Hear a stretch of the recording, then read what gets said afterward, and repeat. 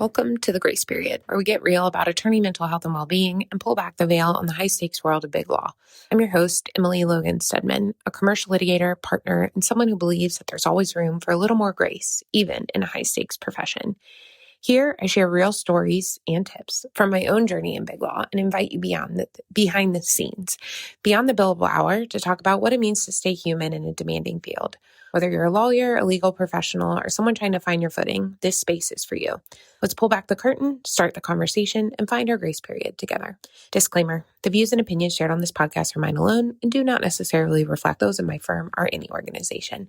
This podcast is for informational and entertainment purposes only. It is not legal advice, and listening does not create an attorney-client relationship. Here on episode 58 of the Grace Period, I'm revisiting a topic from an earlier season, and that is taking vacation. This lesson is as much for you, vice versa, is as much for me as it is for you. I'm not a vacation taker.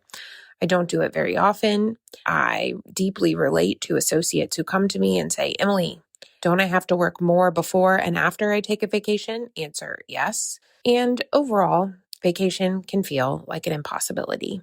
But there are ways to do it well, to do it with a real break, and to come back sane. And vacations are important. Yes, they feel impossible because our culture, generally in the United States, says grind away, be available, be responsive, always be on. And I, even when I step away to go to the doctor or take a lunch for myself, feel guilt and anxiety when I step away, when I'm not available, because I've trained myself and others that I will always be available.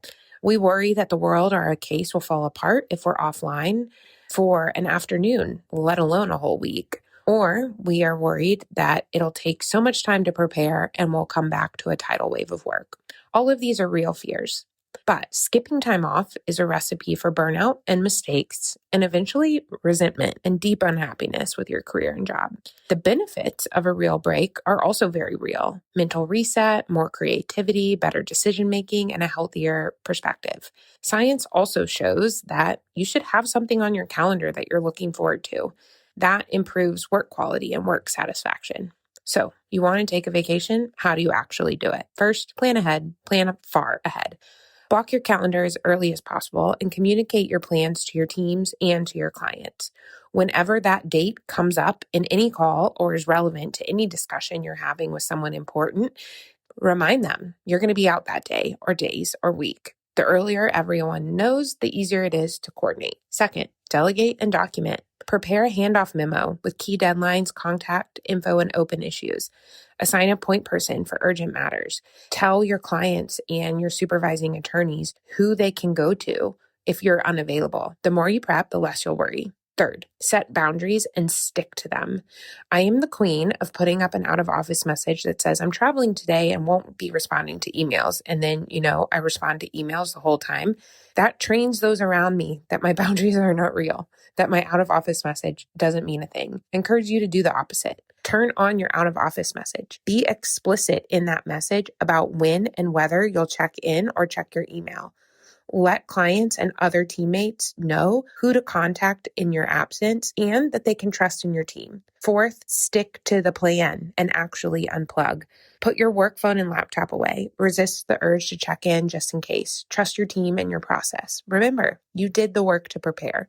And what I'll add about that is be intentional. Sometimes you can take a full unplugged, no email vacation. Some people don't like to do that. I don't like to do that. The last time I took a real vacation, I spent some time every morning and every evening checking my email. Why? So that I didn't come back and have to spend hours in my inbox going through everything, so that I knew what to expect when I came back to work. But everyone around me knew that I would only be checking my email at those times, and they knew who to contact if they couldn't get me. Also, trust that people know how to get in touch with you if there's a real emergency. They can call you. Maybe a select group of people know what hotel or Airbnb you're staying at and have the phone number and how to reach you that way if it's a true emergency. Most people won't take those steps because most things aren't real emergencies. But if there is, there's ways for them to get in touch. Lastly, plan your re-entry. Block your first morning back for catch up. Make it a no meeting day if you can help it. Triage your inbox into to-dos, prioritize what truly matters, and let the rest wait. I'm a huge fan of planning vacations with a buffer day. If I'm going on a vacation, I won't come back late on Sunday. I'll come back late on Saturday and use Sunday to unpack, get my bearings straight, do a little work, and check in for the week so I know what's ahead. No matter when that day falls, having that buffer time prevents some of that anxiety and the, quote unquote Sunday scaries, which can happen any day of the week. When I take a real vacation, I come back more relaxed, more focused, more energized, and honestly more grateful for my work. When I don't take a vacation, I pay the price in lower work satisfaction, lower satisfaction in my marriage, and just generally resentful that I've set up my life where I can't take real time off.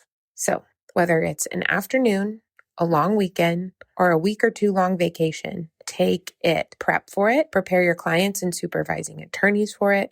Communicate, and then unplug. Your clients, your team, and your future self will thank you for it.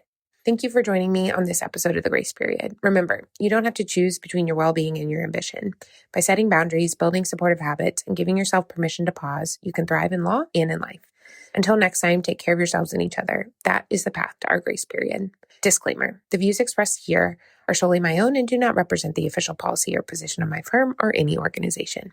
This podcast is for informational and entertainment purposes only, not professional or legal advice. It does not create an attorney-client relationship.